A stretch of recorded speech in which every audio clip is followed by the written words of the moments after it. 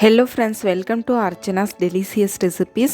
நம்ம வீடியோல இன்னைக்கு என்ன பார்க்க போறோம்னா சந்திரகலா ஸ்வீட் ரெசிபி எப்படி செய்யலாம்ன்றது பார்க்கலாம். இந்த ஸ்வீட் பாத்தீங்கன்னா செய்யிறது ரொம்ப ஈஸி தான். வாங்க எப்படி செய்யலாம்ன்றதை பார்க்கலாம். அதுக்கு ஃபர்ஸ்ட் ஒரு பவுல் எடுத்துக்கோங்க. அதுல 1 கப் அளவு மைதா மாவு சேர்த்துக்கலாம். மைதா மாவு சேர்த்ததுக்கு அப்புறம் இது மாதிரி ஒரு குழி தோண்டிக்கோங்க. கூடவே கொஞ்சமா நெய் சேர்த்துக்கலாம். இந்த நெய் வந்து 50 ml இருக்கும். கொஞ்சமா ஃபுட் கலர் சேர்த்துக்கலாம். இந்த ஃபுட் கலர் வேணாம்னா நீங்க ஸ்கிப் பண்ணிக்கோங்க.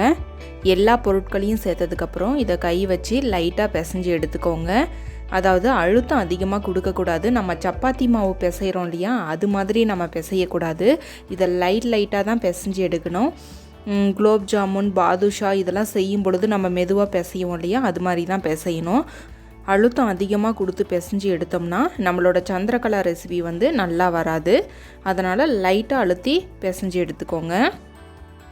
மாவு பிசையும் பொழுது கெட்டியாக இருக்கிற மாதிரி இருந்துச்சுன்னா கொஞ்சமாக தண்ணி தெளித்து பிசைஞ்சு எடுத்துக்கோங்க. அதிகம் தண்ணி சேர்க்கக்கூடாது.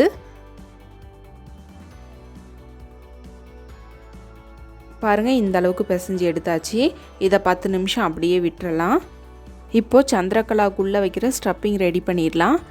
அதுக்கு இன்றைக்கி 150 கிராம் அளவு கோவா எடுத்திருக்கோம். இந்த கோவா பார்த்திங்கன்னா ப்ளைன் கோவா தான். கூடவே 2 டேபிள் ஸ்பூன் அளவு அரைச்சி எடுத்து வச்சுருக்கிற சுகர் பவுடரை சேர்த்துக்கலாம்.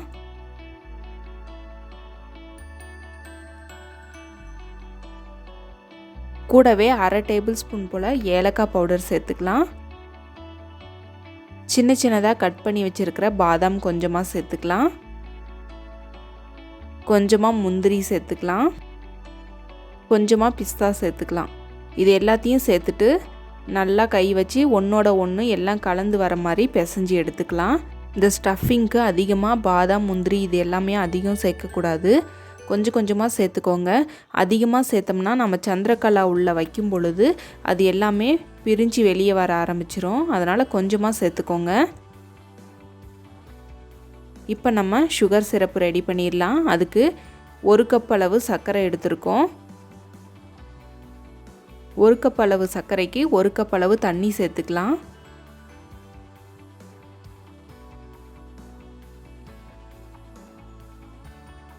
இப்போது கரண்டி வச்சு இந்த சர்க்கரையும் தண்ணியும் நல்லா மிக்ஸ் ஆகி வர அளவுக்கு நம்ம நல்லா மிக்ஸ் பண்ணி விட்டுக்கலாம். அதாவது இது கொதித்து ஒரு கம்பி பதம் அளவுக்கு வரணும். அந்த அளவுக்கு மட்டும் நம்ம கொதிக்க வச்சு எடுத்துக்கலாம்.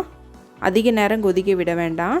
இப்போ பாருங்கள், நம்மளோட சுகர் சிரப்பு வந்து ஒரு கம்பி பதம் அளவுக்கு வந்துருச்சு. இந்த சந்திரகலாவுக்கு பார்த்திங்கன்னா பாகு வந்து ரொம்ப தண்ணி மாதிரியும் இருக்கக்கூடாது, ரொம்ப கெட்டியாகவும் இருக்கக்கூடாது, மீடியமாக இருக்கணும். அதனால் ஒரு கம்பி பதம் வர அளவுக்கு மட்டும் விட்டுக்கோங்க.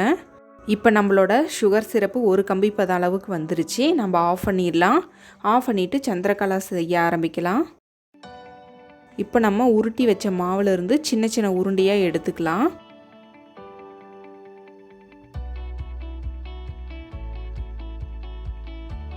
ரொம்ப பெரிய சைஸும் வேணாம், ஒரு மீடியம் சைஸில் நம்ம சின்னதாக எடுத்துக்கலாம்.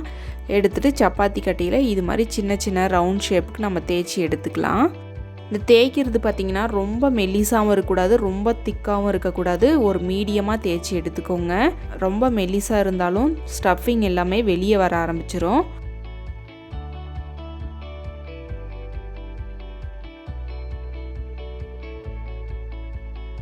இப்போ நம்ம ரெடி பண்ணி வச்சுருந்த ஸ்டஃபிங் எடுத்துக்கலாம். அந்த ஸ்டஃபிங்கை வந்து சின்னதாக இது மாதிரி எடுத்துட்டு உருட்டி எடுத்துக்கோங்க. நல்லா உருட்டி எடுத்ததுக்கப்புறம் நம்ம தேய்ச்சி வச்சுருந்த மாவில் இது போல் வச்சுக்கலாம். நம்ம ஃபோல்டு பண்ணுறதுக்கு முன்னாடி இந்த ஓரங்கள் எல்லாத்தையுமே தண்ணி வச்சு கொஞ்சமாக அப்ளை பண்ணி விட்டுருங்க.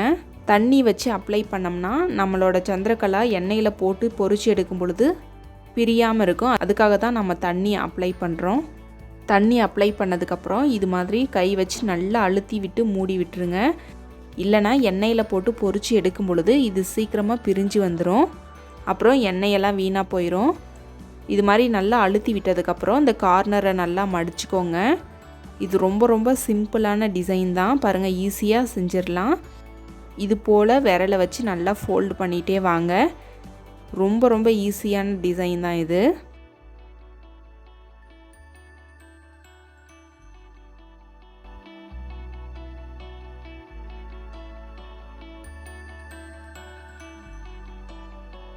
அதே போல் இந்த எட்ஜில் இருக்கிற கார்னரையும் நல்லா அழுத்தி விட்டுருங்க. அப்போ தான் சீக்கிரமாக பிரிஞ்சு வராது.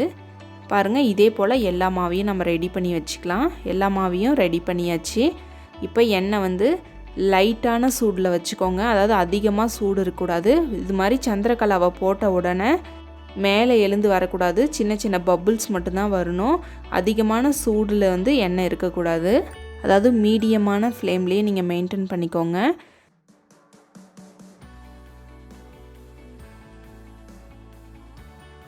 பாருங்கள், நம்மளோட சந்திரகலா எல்லாமே மேலே மிதந்து வர ஆரம்பிக்குது.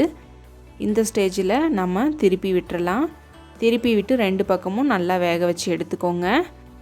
சந்திரகலா எல்லாமே வெந்து வந்துருச்சுன்னா எண்ணெயோட சலசலப்பு எல்லாம் அடங்கிரும். அந்த ஸ்டேஜில் நம்ம எடுத்துக்கலாம். பாருங்கள், இது போல் எண்ணெயை நல்லா வடிச்சிட்டு எடுத்துக்கோங்க.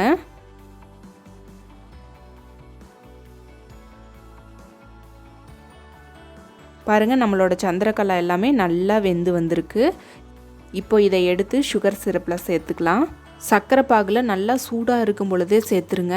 அப்போ தான் இந்த ஸ்வீட்டில் வந்து பாகெல்லாம் உள்ளே போயிட்டு சாப்பிடும் பொழுது நல்லா ஜூஸியாக இருக்கும். இதை 20 நிமிஷம் போல் நல்லா திருப்பி விட்டு ஊற வச்சு எடுத்துக்கோங்க.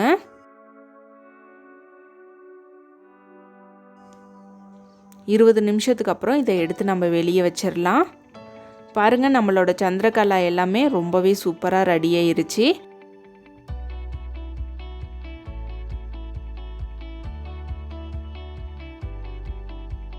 இதில் நம்ம கொஞ்சமாக கட் பண்ணி வச்சுருக்க பாதாம், பிஸ்தா, முந்திரி இது 3ஐயும் சேர்த்துட்டு டெக்கரேட் பண்ணிக்கோங்க.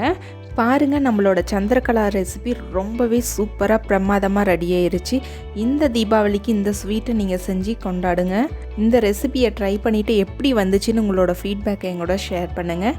இந்த வீடியோ உங்களுக்கு பிடிச்சிருந்தா மறக்காமல் லைக் பண்ணுங்கள், சப்ஸ்கிரைப் பண்ணுங்கள், ஷேர் பண்ணுங்கள்.